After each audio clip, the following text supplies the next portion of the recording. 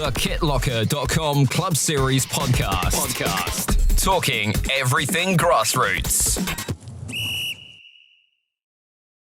Welcome to another Kitlocker Club Series Podcast. In this episode, we're going to be focusing on an area which should be incredibly enlightening and informative for a lot of people that are listening. We've changed the title of this about 3 or 4 times now, but I think this sums it up best, and that's grants and funding you should know about in grassroots football. So I'm joined by Ben, as always, Business Development Manager at Kitlocker.com. I'm Ollie, Marketing Manager at Kitlocker.com. And we also have Lee and Jonny as well. Guys, I'll let you introduce yourselves and what you do, because I imagine that you've got your fingerprints on a few different things. Yeah, as Ollie said, Lee Edmondson, work at the Sport Industry Research Centre at Sheffield Hallam and play for Harworth Colliery, of which John is the chairman at. So I'm kind of coming at this from an angle where I keep my eyes open for stuff in the area that I work in and see what's good that can help the football club. And done some work with a lot of different voluntary clubs over the years where funding obviously crops up quite a lot, and particularly around volunteers and how they get into it, how they get funding. But as I find stuff, Johnny's generally on the ball, so it's not an issue.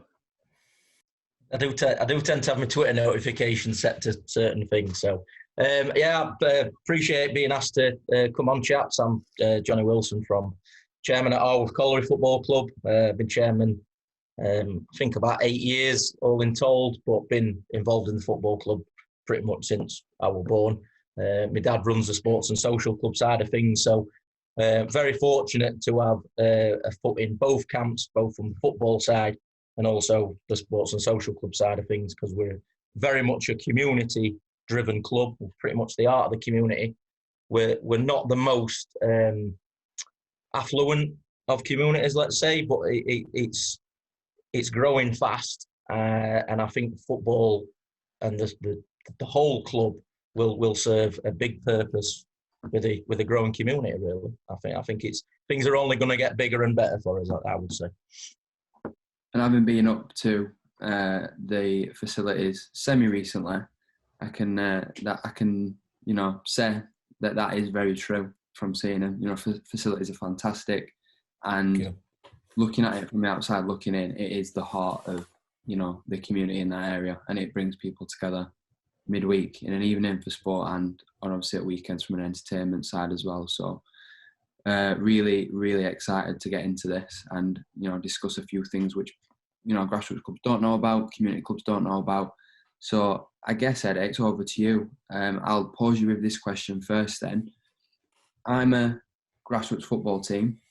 I don't know what a grant is, so enlighten me. Okay, so a grant essentially is some funding. There's generally pots of it available, and essentially it's to improve the experience of those in football, basically. Participation-wise, different groups. It's about strengthening communities, ultimately, I would say. And then the grants are there. It's essentially money that, as a grant, you haven't got to give back. And I guess the main issue is accessing them, and people not knowing actually about them is probably one of the main issues. But on that, I would say, because of the last 2 to 3 years and the growth of social media, I'd be very surprised if people didn't actually know about them now. But then they might struggle to access them because of the capacity of people working at the club. So if it's one man doing everything, have they got the time to spend writing funding applications? Do they know where to look for advice, supporting documents, etc., etc.? So I guess, ultimately they're a pot of money to strengthen the game at grassroots level and above, which ultimately improves the communities that the football clubs are in and the lives of those that are involved. So there's a lot of, I think there's been a recent report actually from the FA of the social and economic benefits of football, and I think it's about 10 billion a year. So the impact of getting more people in the game can only improve things moving forward. Yeah. And Eddie, on that then, so sorry, Eddie, Lee, for those guys that don't know, we all know each other, it's got to say. Ben, sorry to interrupt, you've gone very quiet again. You were fine prior to recording. Can you hear me now? Yeah, I think you've had your microphone blocked. If I'm a new club, Eddie, which of the grants are the easiest to be accessible? Well, I think for this topic and what we're covering, the Football Foundation is the biggest thing. It's a central avenue basically for clubs now looking to get off the ground. It's a very good and simple website, I think. Navigation's good. It's got a bit of a tree system, so a new club could go on there. Okay, who are we? What are we looking for? And it kind of branches you out into different things. Are you wanting specific pots of money, Ben, or? Well, it depends, because not all new clubs have got facilities. They've not got clubhouse. They've not got their own pitch. So is there access to be able to get funding? I think the best thing there, I think maybe even before you look at Football Foundation, then is the county FA that you're affiliated to. Sure, like that's got to be your number one go-to. They're there to support the clubs that are under their borders, I guess. Yeah, and I'm just going to butt in here, Eddie. I think prior to that as well, the FA's pushed very much for all clubs to be charter standard. So your club's got to be at a certain standard, certain level, number of clubs. That then feeds in with what actual facilities do you need to be improved. So with your charter standard stuff in your county FA, if they can back up that you may need new goalposts or you may need, let's say, a barrier around the field or something like that, that's when you would then visit your Football Foundation. Exactly like you're saying, you can go into it and it'll direct you where you want. If it's something simple like goalposts, straight to the goalpost, and that's a very quick application. The more in depth you get into it, which obviously means more money you were looking for, then you start to look at things like lease on your ground. How long of a lease have you got? Do you own the ground? If not, who owns the ground? How long are they going to allow you to play on it? So that's where I know a number of clubs tend to fall down, because the foundation or whoever's probably not going to give money to organisations that might only be there for a year, because what they're looking to do is invest for the long term. And a lot more money has come in from the football side of it through the Premier League and the FA, etc. But the big thing is, how long do you have a lease on your ground? Do you own the ground? If not, then they might just throw you towards like your goal post, or they might help with balls or kit or something along those lines. The further you get into it, when you put in firm structures in place, is have your lease information. That's one of the key things. Certainly, like I say, the more money you're looking to not to borrow, but the more money you're looking to spend, that is the key one, really. Yeah. So, taking this a step back, before we get into the nitty-gritty of the where, what, and how, if I'm looking at it from, I've got not a lot of education or understanding of this area. If you're applying for a grant and you're successful in getting that grant, does it have to be spent in a certain way? Are you obliged to spend it in a certain area? Do you want to go, Eddie? Or? Well, I was just going to say, just from kind of a neutral perspective on it, is when you're applying for said grant, there's generally a brief and criteria that you're applying for that grant, so that it has to be spent in a specific way. Okay. And I believe we're in a time frame. Is that right, Jonny? Normally, you normally have. Yeah. Normally, it depends exactly what it's for, but it would normally be within the year that you're looking to get that money spent. Eddie's exactly right with what he's saying. You couldn't just go in and apply and say, "Oh, I need £2,000. There's £2,000." They will give you a criteria of what you work to. If it's goalposts within, they would normally ask you to get 3 quotes. And then once you've purchased them, obviously they're going to go with the lowest quote. Once you've purchased them, you've then got to show your proof that you've actually purchased those goalposts. So it's not a case of receiving the money. Oh, nice one. Let's, well, I'm not saying certain clubs would, but it has to be spent on what you have actually applied that money for. If you cannot prove you have done that, then I've never been in that position. I don't know if you would have to give the grant back, but it would certainly look hellishly bad going for any further funding, let's say. Yeah, and I think that's probably the assumption that I think a lot of clubs would make. But that's good to know that's you can't just bank the money and sit on it for a rainy day kind of thing. Oh no. And in the main, you will only be able to get up to 75% of what you're applying for, and they basically they want you to go and prove that you've tried to look at exactly what things cost, exactly if something's £2,000, where am I going to get £500 from? Is that going to be raised by a raffle? Is that going to be raised by gate takings? Is that going to be raised by a sportsman's evening? The more you can prove that you've got this match funding, the better chance you've got of getting a successful application. And I suppose they're there for the reason that they're there for certain things, such as goalposts, which you've mentioned, Jonny, is to drive the club forward and, that the sustainability of the team and, keep it growing and growing youth teams, women's teams, and having that diversity in there as well. So, it's self-explanatory, I suppose. So yeah, it is, and it gives the profession. Yeah, it gives the professionalism side of it as well. You want to turn up. You don't want goalposts hanging down. You don't want nets hanging down. You turn up. Your goalposts are nice and secure. Everything's you got your pitch. You can play a game of football. You've both got a kit. The goalposts are sorted. Your pitch is marked out.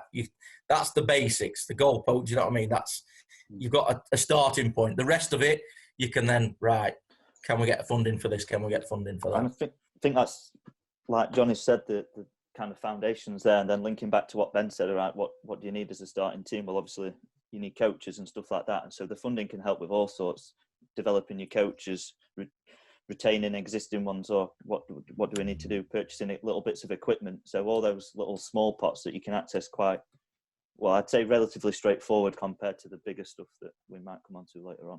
I guess my point initially was referencing if you was a new club, like a completely new club, and that's where we're seeing more and more clubs coming through from the fire of, I don't know, falling out with a traditional grassroots club. We're very lucky with Harworth that we've got the facility, that infrastructure, that history. But we had Kitlocker Juniors on the other day, and they're a new club of 2-3 years old. They've got no clubhouse, no facility, no pitch. They're having to pay for them. And I then compare those two clubs in London, that there's no real pitches that they own, no pitches that they lease. So that pitch accessibility is completely, it's rare. It's very difficult to get hold of. So how do you develop clubs in that way? So knowing what's available for clubs, new clubs that haven't got any of this infrastructure is key to know. And as you alluded to, Eddie, I guess it's the Football Foundation in County FA. Yeah. The county FAs are obviously there to support, aren't they? They want to support clubs within their area, so they'll work in partnership with their contacts and leads anyway, to support funding opportunities through grants that are available to within that area. Take Sheffield and Hallamshire, for example. I'd go to them. Yep. Right, okay, we're a new team. Want to do this? Wants to get set up. Where can you point us? Football Foundation is really, really useful, particularly once you're a bit more established and you've got set up on your own 2 feet. Right, okay, we're going to look to build to this and then to this, and we've got quite a few good things to come from the football. Just to clarify, if anyone doesn't actually know about the Football Foundation, they're essentially the charity that helps improve football facilities through football grants, and that's kind of working together with the Premier League. The Department for Media, the Department for Digital, Culture, Media and Sport, DCMS, and the FA. So it's all kind of linked together, and then it filters down. So, Lee, Eddie, we're going to call you Eddie for the sake of the rest of the podcast, for the friendliness of it all. So Lee is obviously Eddie. Lee Edmondson. There we go. Just to clarify that. You've mentioned about county FAs for an infant club that's just starting out. Great place to start. And you've touched on Football Foundation. And prior to starting this recording, we've talked about a few different grants that you guys have been fortunate to get. excuse me, where should you start, and where can you go to from that initial county FA level? Where are these grants available? Well, I think it's good to kind of reiterate the point that the Football Foundation is this central site now where it's all in one location, which is so good. If you go on there, given recent events in the last 12 months, there's a real push now to obviously, and a new strategy has come out called Survive, Revive and Thrive, I believe. Yeah. So we're looking, obviously, for example, click on Football Foundation and straight away it's on about these free funds to help clubs and organisations get ready for the return of grassroots football. But then obviously it's beyond that as well. So helping those that are in most need of it. So those are obviously clubs have been without income for a long time, but you generally find in sport those that are in areas of deprivation or disability and access are going to be more compounded by the last 12 months. So if you can obviously support that area as well, demonstrating you're working in that area. I think the grass pitch maintenance fund is part of it as well, and small grants. I think it's for a bit of clarity as well. There is small grants available on Sport England as well. So if you visit the Sport England page, there's small grants on there. What is also so good on there, I think, is like what Jonny touched upon earlier. It's not just about, we want some funding, but we don't really know what to do with it. There's a page on Sport England called Other Ways to Generate Funding, and it gives a whole host of examples of anything from grants, community shares, crowdfunding, fundraising, all sorts of stuff. And it also gives you links to kind of different funders. Me and Ben mentioned a couple of things earlier when we had a chat, but there's on there it states community foundations, landfill, community funds, there's Tesco bags of helps, all sorts of things on there. And then there's sports specific and different things on there, because obviously Sport England is not just football, so there's kind of a few avenues on there, but it's it's really good for getting information. And what I think is so great is obviously with the internet and social media, everything's just readily available to you. So I've just done a bit of research since we spoke about that, Eddie, earlier. Apologies if you've just mentioned this website. You mentioned funding a few times, but Funding for All, the one regarding the landfills on there, and there's up to, let me just read it out here. The total project must not exceed £250,000 and at least 20% of the funds in cash must be secured before applying. So what I was going to go on with here is obviously that's a big sum of money, but if we're talking then, I mentioned regarding setting up a club, but then there's also funding for clubs if they want a new stadium, for example, they want accessibility to a 3G, a 4G, there's then bigger values out there to be able to access as well. And that one I've just mentioned is just regarding the landfill. So there's some really good higher value ones too. With the stadium stuff, again, this reverts back to Football Foundation. I think Jonny will probably have something to say about this, but I think it's called the Football Stadia Improvement Fund. Yeah, which unfortunately is now for just steps 1 to 6. So yeah, I was going to mention that. But how does that align with, obviously, when we got promoted from Central Midlands and we went into NCL and you're in the 1 to 6 bracket, and we've still got obviously grassroots arms to the club because we've got all the juniors and girls and etc. How then does that differ? Well, basically, we wouldn't be able to get access to that, the FSIF. I think that's changed in the past, maybe 6 to 9 months, Eddie. I might be wrong with that, because we have had a decent pot of money from the FSIF for the pitch barrier. We got around £14,000 when we basically replaced the old. It were winding gear from the pit that went around the ground. Obviously, it was deemed unsafe. We wouldn't have been able to get promotion as that stood. So basically, we knew we had to get that out. We're very fortunate to get that amount of money. That's now changed. I think they're looking. I think really they're looking more to improve bigger grounds, let's say. So the pot of money is a bit more than what you might be looking for, like a set of goalposts, like I mentioned before. I think you're looking like £25,000 upwards. But literally, we wouldn't. Once we're advised which club we're from, we would basically say, "Oh, you can only go to the small grant scheme." So yeah, we're restricted in that regard, but there are other avenues to go down. Sorry. So Ben, you've mentioned, the landfill grant and the funding there. We've spoken a little bit around barriers, goalposts. If I'm just again stripping this back to someone that's maybe applying for the first time, or they're only just having that kind of like information level, what kind of other grants are available, just for like the benefit of people that are listening that could apply to them, that are on the kind of like the generic lower level, that are quite easy to apply for? Just for the landfill related stuff, or just in general, like what kind of smaller grants? This is where it's literally. Sorry if that was made clear. It is literally called the small grants. It's called small grants. That's what you apply for. That's the title of the kind. That's up to £25,000. But so that's Lee, in terms of like what you would be obliged to use that money for from that small grants fund. Oh, that can be that literally, like Jonny mentioned, goalposts. It literally can be from anything from new goalposts or maintenance, machinery, grounds related stuff. We've been fortunate to get it this season.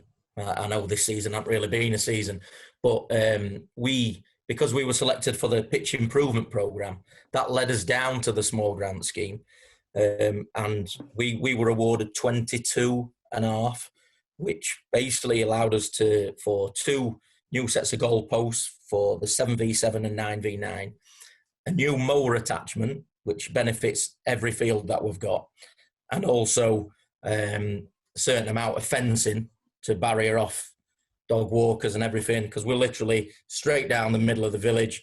There's not masses of green area for people to walk in. What we were finding were kids turning up on a Sunday, adults even, and people haven't picked up what they should be picking up. So it were that were actually absolutely key for us. But just going back, Ollie, it weren't one thing that we wanted. We knew we needed certain things, and it added up to that amount.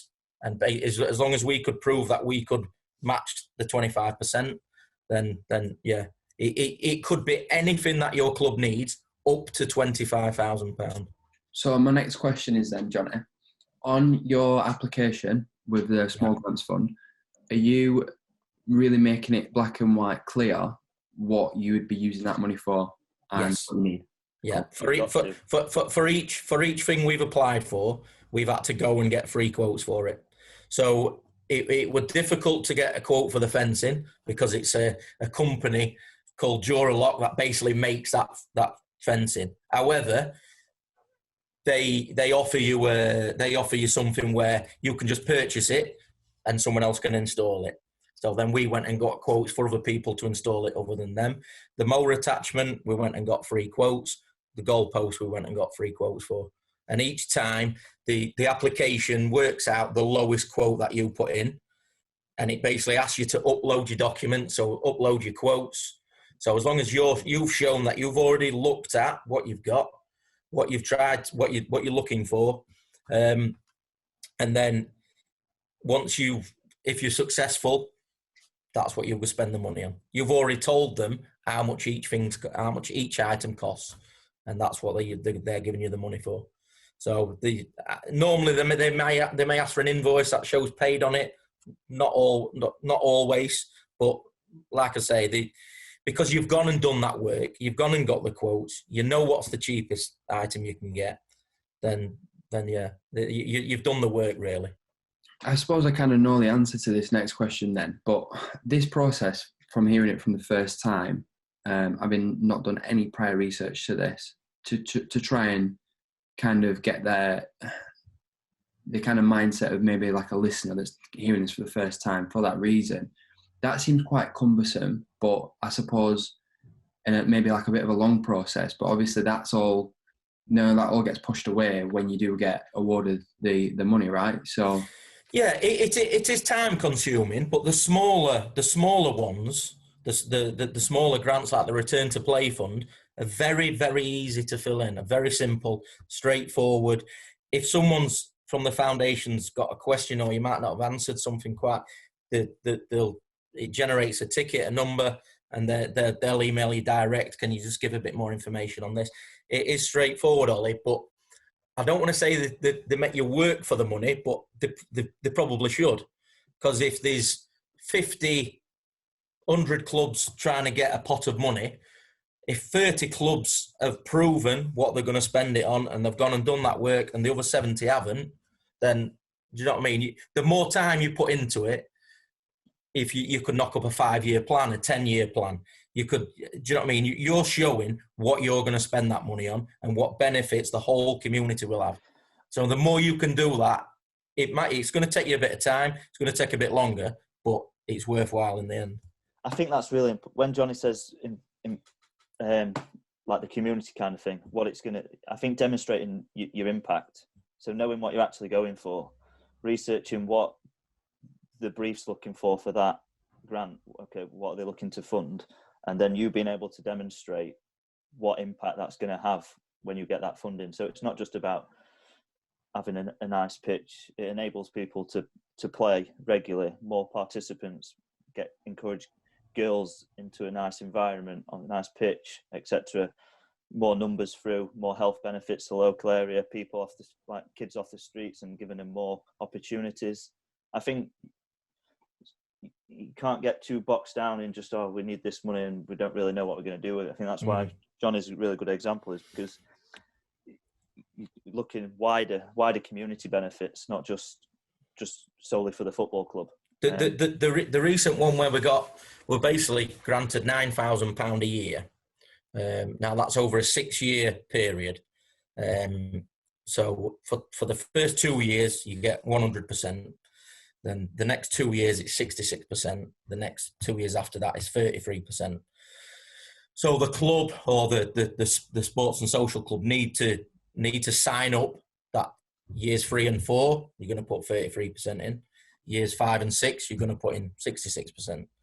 So because we were able to get to that funding, our argument was that you're allowing us to have this money, which is great to improve us pitches, but the pitches are wide open to everyone. How are we going to improve it if everybody can just go on there and have a kick? We want people to come on. We want kids to come up and have a kick about. But what we don't want is dog walkers or antisocial behaviour, littering all over the place. That led us to then get the fencing. So one allowed the other. Because we said there's no point of us trying to spend this money and try and improve what we've got if we can't get things fenced off. So because we received that, we proved that there were a need for that fencing, and we were lucky enough to get it. Once you've done one, Jonny, do you find that it's easier then to write another application and then build on what you've learned from previous experiences? Completely. I were always under the impression that if you got given a certain amount of money, you probably weren't going to get any more. And actually, it's the complete opposite. Because if you've been awarded an amount of money and you can go and prove, and that's what social media is great for, photos are out there, you've got links to your website, etc. Get the photos on. You're then proving that you've spent this money wisely, and the facility's improving each time. So the next time you go and apply, you mention what you've already previously done. What we need now is X, and maybe a year down the line, we're looking for Y. Yeah. So, yeah, I always thought, Eddie, it were, you've had this pot, you're not going to get anything else. Yeah. That's not the case. That is... When you actually think about it, it makes sense for the long-term sustainability of the game, doesn't it, really? Because why put money in if it's going to have had no effect within 12 months? Because like exactly. Said, you've got a nice pitch, but everyone's come on. People have come on the quads or the motorbikes and just churned it up. So exactly, yeah. Then my point, can you hear me now, yeah? Regarding the community and the sports and social club, Jonny, that you alluded to, from a best practice point of view, a lot of the clubs that I meet, they reference that they're the football. I'll meet the football club, but then they'll reference that they're attached to a sports and social club. How powerful is it when you are applying for the grants and accessibility to funding that you're coming from the sports and social club point of view rather than or as well as the football club? Yeah, it's massive. We're incredibly fortunate with that. A lot of sports and social clubs will probably be VAT registered. So they can, which is included in the grant. They'll ask if, are you VAT registered? So purely from our side of things, it's very rarely I apply as Harworth Colliery Football Club. I will apply as Harworth and Burcoat Sports and Social Club and explain that we're an affiliation within that. So that opens then avenues to, like Eddie alluded to earlier, Sport England, that it's not just the football. It's not just football that may see a benefit here. That then opens us to go for applications for Sport England. So it is very powerful, Ben, because it also proves that there's other sports that are actually flourishing, not just football. It's not just solely a little football club within there. The more you can explain that what you're doing for the community, the number of people that benefit, what they're looking for is those numbers. Is it just going to be 18, 20 people that are going to benefit from a grant, or are you going to see 200 to 250 benefiting? Yeah. Those are what people want to see, and you can clearly prove it. I suppose the bigger you are. Yeah, and also it takes it away from. I know we're mentioning the football focus, but then there's more grants available. I mean, down at Harworth there was the cricket facilities, obviously now no longer. But if you have got a cricket facility with you that plenty of clubs within our league do, you've then got accessibility to two different pots. So correct, yeah. I think that's why when I sent round when I pinged you round that Sport England document the other week, guys, remember uniting the movement. So the new strategy, the 10-year thing, plan. Sorry, it's not a thing, is it? If people look into that it's a wider way of thinking, because you can ultimately look at what government's thinking, what are the issues that they're trying to tackle, and when you're then demonstrating with this money we're going to do this again, you can say, okay, we're going to get people from those areas of inequalities and socioeconomic status and ethnicity and build a real picture for what you're going to do. I think that's really important, because I think we touched upon it last night, Jonny, when we was talking about language and buzzwords. If you're speaking in the same bracket as kind of like Sport England and Football Foundation are in terms of language and what they're targeting, then you're going to be on the right tracks. Yeah.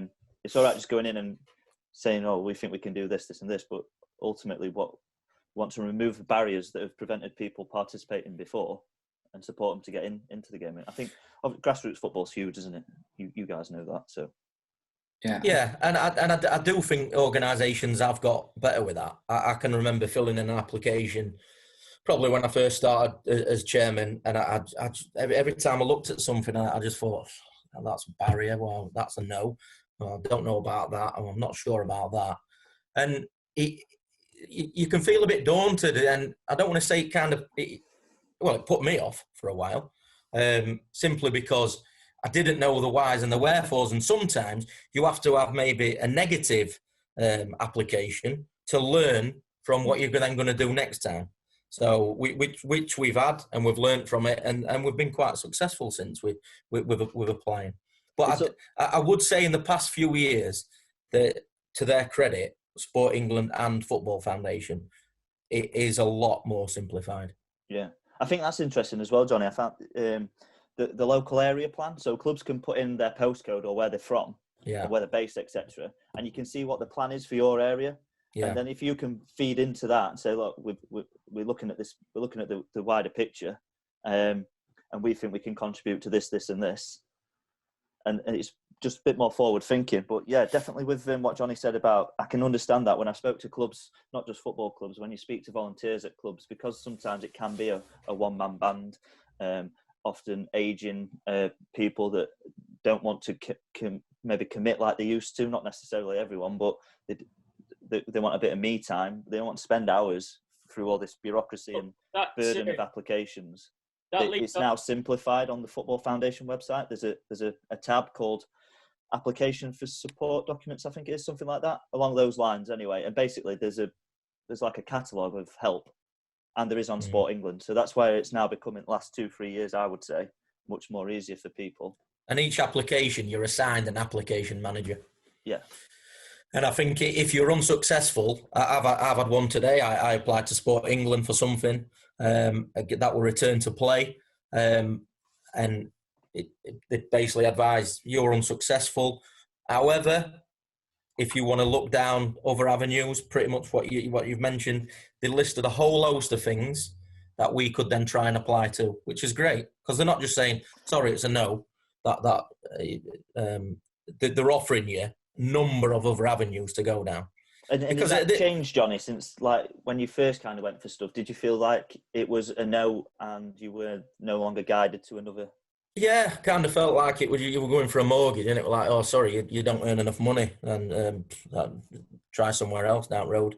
I did feel that there weren't that support there. But again, we go back to the want and the need, especially what we've had the past few seasons with COVID. I think everyone's realising that we could lose a lot of clubs here. Yeah.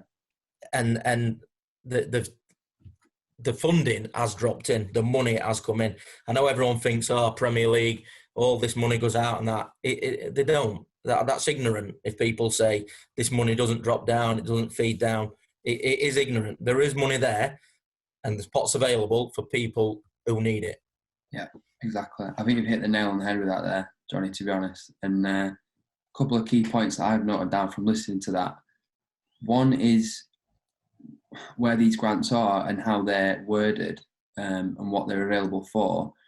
It's almost like there's a problem. So they're saying to you guys, what's the solution for that, for the local area? You're going to solve the problem that they want to, work out and solve. So that, looking at it from that angle, I think is a fantastic way of approaching, a piece of funding where you do want to apply is, how am I, the solution to this issue, which is massive. And the other one that you mentioned about, using social media, that social proofing angle, a lot of you've mentioned that about social proofing, and also how almost like your applications have got better over time.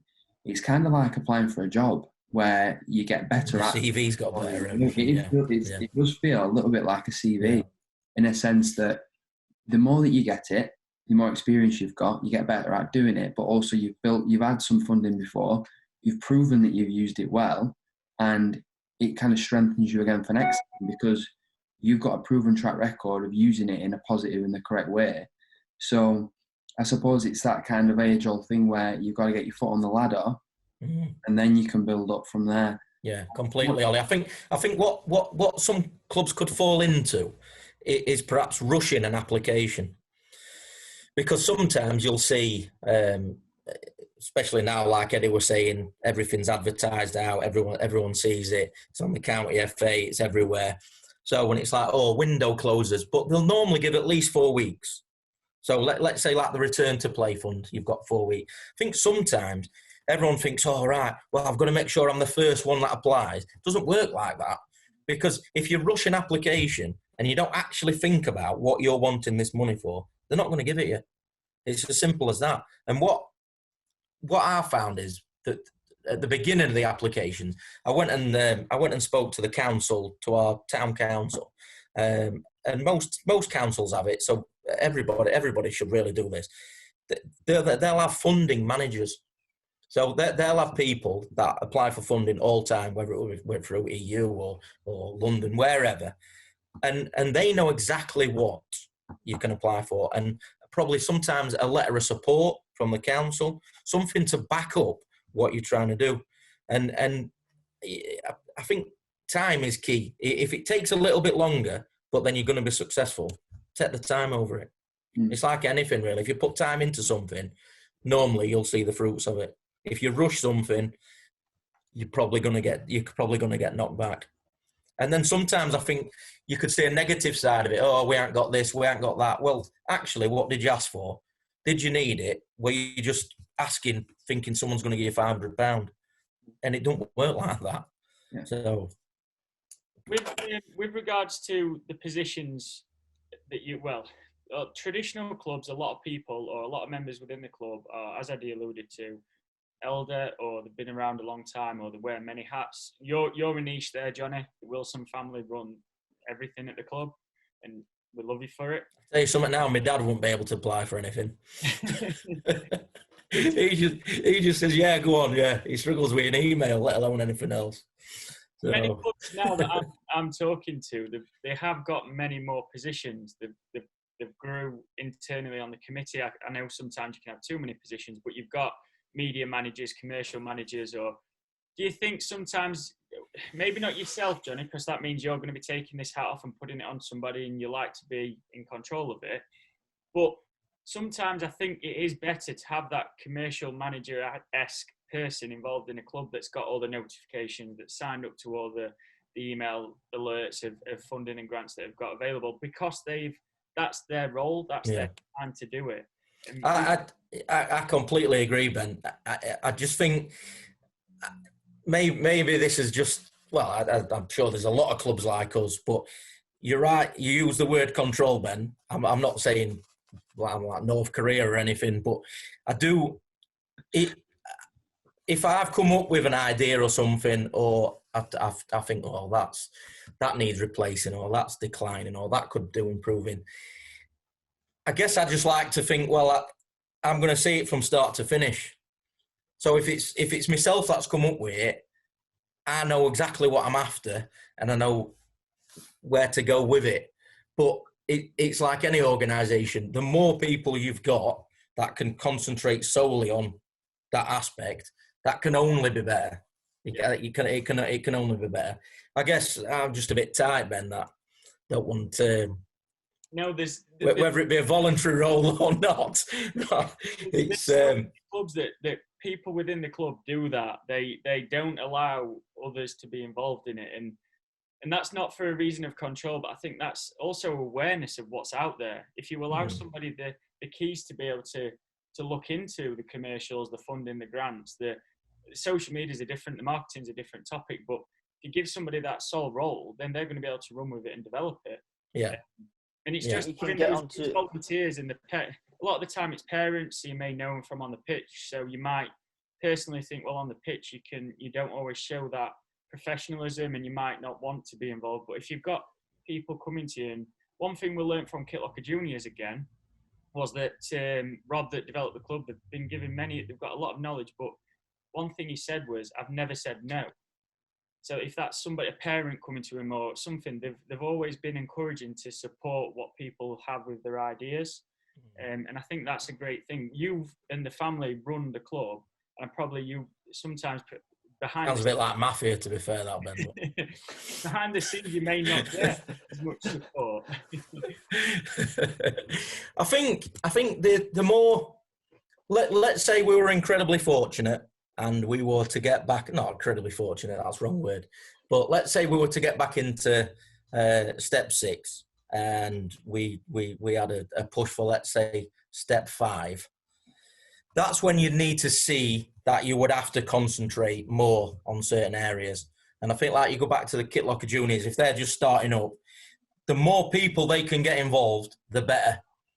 And I guess sometimes it's quantity over quality. Or do you know what I mean? Which way do you want to go down? Do you want to keep your numbers low, but you know exactly what's going on, or do you want to branch out and give? I'm not that great at delegating. I've always said that. I'm terrible at it. I talk every meeting we have. I look at actions after it, and I've given myself them all. Yeah. John, I think that's really interesting what you say, kind of like having my work hat on here, but when I've spoken to a lot of clubs, not just football clubs, I think there's a slight danger in that, because if, say, you took dog for a walk later and got hit by a bus, then who's going to fill that void? Then what happens to a club, like, for someone where they might not have someone, or they have got someone like yourself, what then happens once that main person is taken away? Because they might not have trained someone else to have a look into this area and help it. What do clubs do in a position where that person's taken away? And I think that's why there does need to be a bit of kind of in-house training or support. Like you're completely right, Eddie. And I think if, I don't know if a study's ever been done on it, but any clubs that have folded, football clubs folded, you'll probably tend to find that one person were running everything, and it might just been through poor ill health, or he's just thought, I've had enough. And then the whole house of cards falls down. You're right, Eddie, and that's on me. That the older I get, I'll chill out a bit more, I suppose. But you are spot on. The more you can delegate out and have certain roles, like a professional football club would do. If how you guys are on a Saturday with your warm-ups and how you set out, that's how a professional football club would set out. So why, and on the committee side of it, are we not looking to run things like that? So do you know what I mean? I suppose it's personality over process, and you need to kind of find some middle ground, I think. Yeah, I think it's about managing risk as well, isn't it? Like with particularly new clubs starting out, you often find, like Ben touched upon, parents getting involved in coaching and stuff like that. But can you get them like the DBS done and a coaching badge and stuff like that can actually support them, so that if the club did fold or someone was going to step away, then parents can actually step in, if that makes sense. If the main personnel was to be removed, can the other people actually step in an official capacity, I guess. If you've got set roles in place and one person comes away, then you know exactly what role needs filling. Yeah. So I'll say I've had my fingers burned a few times, but hey, that's for another story. Moving on slightly. I do apologise because it's fascinating to listen to. Fascinating. Jonny, the insight is incredible of like what you've had access to. And I just want to kind of get your opinion on what you've benefited from the most from the grants, just because I think that really does it adds a lot of weight to like these grants that you're applying for and just kind of seeing them in practice. So what are the main things that you say we really needed that? That's a very good question, Natalie, because everything we've applied for, we've needed. Yeah. And sometimes you want, it's what you need. So the most recent one for us, I think, is the one that will give us the longest the longest benefits, let's say. So by getting on that pitch improvement programme has given us access to potentially up to £25,000 per year. So what we can start to look at doing is, right, what did we want to get done? We wanted to get all those fields fenced off. Right, that's great. That's now done. What's the next port of call? What do we need to do to improve that? It might be that we need a new tractor, a new mower. The pitches, can we improve? Can we invest in a verti drain, let's say, attachment that might be £40,000? But are the Sports and Social Club going to match 15 to the... Do you know what I mean? There's a lot of things. And I think simply by getting the first one, and I can't remember who said it, about getting your foot on the ladder, that then gives you more, you know what I mean, more options further down. So it's probably the most recent one, Ollie. I will say that the most important one, other than that, was the one where if we didn't get it done, we wouldn't have got promoted, and that was getting the fencing round the ground. Oh, I thought you were going to say lights. No, we didn't get funding for that. That's my only negative, but we can touch on that in a bit if you wanted. But simply, if we didn't get that done before the application for each season, if you want to get promoted, you have to apply to get promoted, and your ground's got to be up to a certain level, a grade. And this work had to be done by 31st of March. So that's the old winding rope replaced by the metal barrier. And that work got done on the 30th of March. the application come through, I believe, end of January. So it was, in Fergie's words, squeaky bum time. That were completely on me, because I put pressure on the likes of Eddie and Dicko and the managers, etc., to get us promoted, but that would have fell down on me and me only. So could you imagine winning the league? Oh, sorry, you didn't get that work. What work? That'd have been on me. Yeah. So I felt that completely and utterly, that were on my shoulders. So, yeah, for the longer term, the most recent one, but the actual individual one for me, we're getting that fencing. Yeah, simply because how could I go to Eddie and everyone who's put all that time and effort in, and do you know what I mean, grafted all season, and you fell down because you didn't get that fencing. It's amazing insight. Like, I'd have remortgaged house anyway. Hopefully my wife won't ever watch this, but it'd have got done. It'd have got done regardless. Seeing it happen, like, both sides to it like that, I think it's class, and it really does add that authenticity to it, that, you know, it's out there, you apply for it, you get it, you get promoted. Like, that's what it's there for, and that's why it's so good. One area that's slightly taboo, and prior to recording, I did throw this out there, almost like a cat amongst the pigeons kind of thing, to see whether we should talk about it, which ended up sparking a really good debate prior to recording. So I just want to try and relay that a little bit. Was, if I'm listening to this, and Jonny, I'm listening to you, and I'm going, they apply for everything, is that going to affect me or us talking about these grants and these funds that are out there? And I've been applying for them, and I've been quite successful so far. I'm really annoyed at Kitlocker, and I'm really annoyed at Harworth Colliery for talking about these. And is that going to reduce my chances now of being successful? I know we've already spoke about it, but you going again on this and having your opinion. Yeah. No, I know exactly where you're coming from, but I don't think it will. And people speak about the football community, and everyone's like, oh, they've got this or they've got that. But if you were applying for it and you can prove the need over someone else, I would like to think that your application will be successful. If there's 4,000 apply and there's only a small pot of money, they may decide if everybody's application were great and it were needed, they may just differ the amount of funding they may offer. So instead of getting the 25, they might say, well, if we give everyone 20 of who's applied, they may do that. We never get to see exactly how many clubs have applied, but I would, let's say the Return to Play Fund, and the one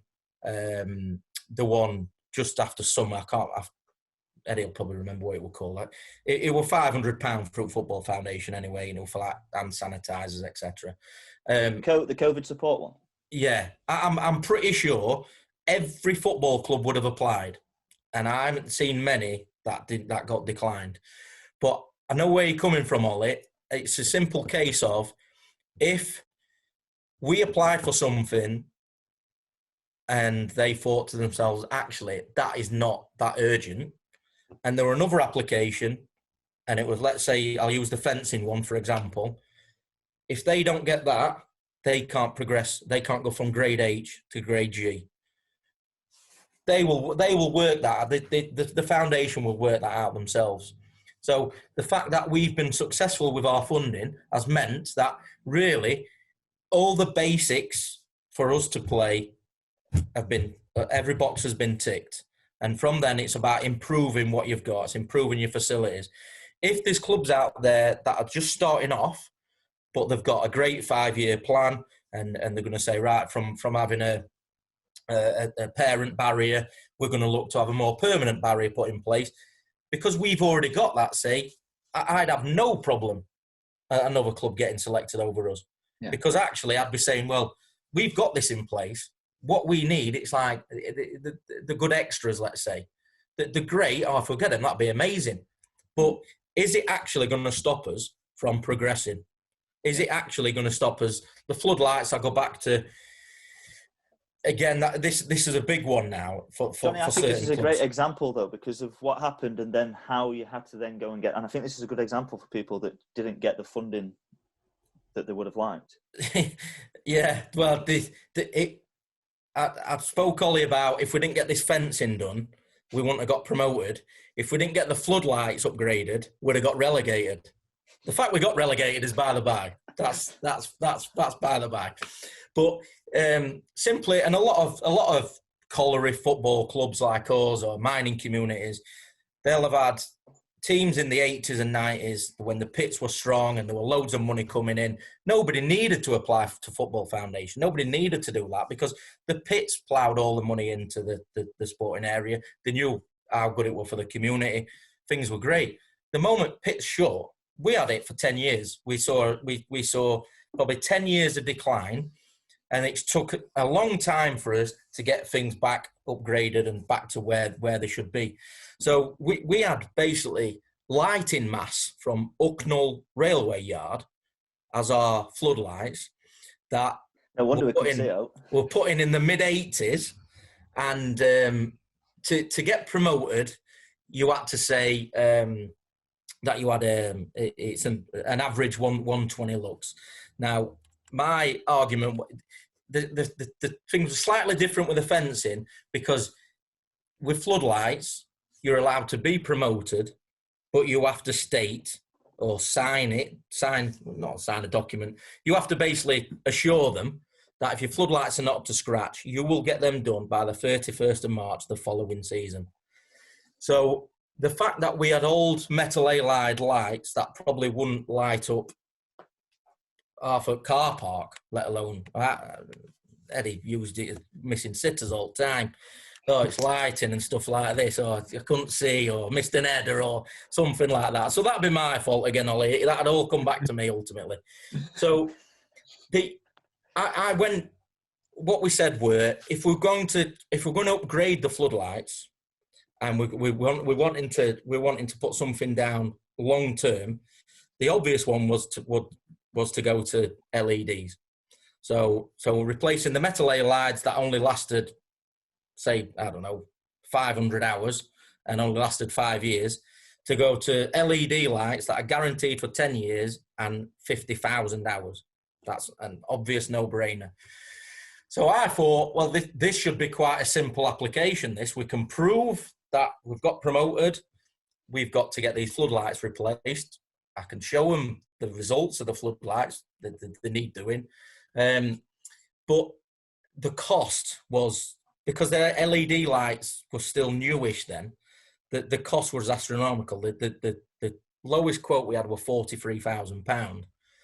So the question we got asked by the foundation was, right, well, you prove to me by going to LEDs, if we're going to give a significant amount of this money, how many games are you going to have on that pitch? Basically, if it were a 3G, you'd have 2 games a night on all time.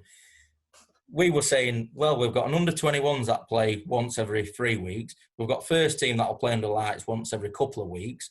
And ladies or reserves might play on an odd game. So we were kind of saying, well, there's 14 games a season. And their argument was that is not cost-effective to us. And they asked for an